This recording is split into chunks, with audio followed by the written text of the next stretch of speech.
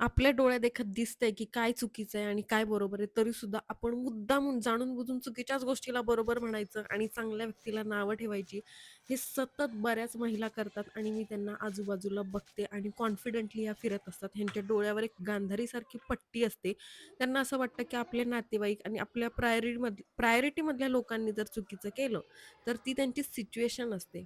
पण हेच जर दुसरं कोणी केलं तर नाही बाई, त्या मुलीच्या संस्कारातच फरक आहे. आजकालच्या मुली, शिक्षणाचा फरक, शहरातल्या मुली, असे टोमणे बरेच ऐकू येतात आणि हो, ज्या प्रामाणिक मुली असतात किंवा बायका असतात, ज्यांच्या डोळ्यावर गांधारीसारखी पट्टी नसते ना, त्यांनी अगदी कुणाला हर्ट केलं किंवा चुकून त्यांच्याकडनं एखादी चूक घडली, तरीसुद्धा त्या माफी मागतात, की "बापरे! माझ्याकडनं चुकीचं कसं घडलं?" किंवा एखादी चूक त्यांच्याकडनं नकळत झाली, तर दिवसभर त्या ह्याच झोनमध्ये असतात, की "बापरे! माझ्याकडनं असं कसं झालं? समोरच्या व्यक्तीला कसं वाटलं असेल? आता मी काय करू?"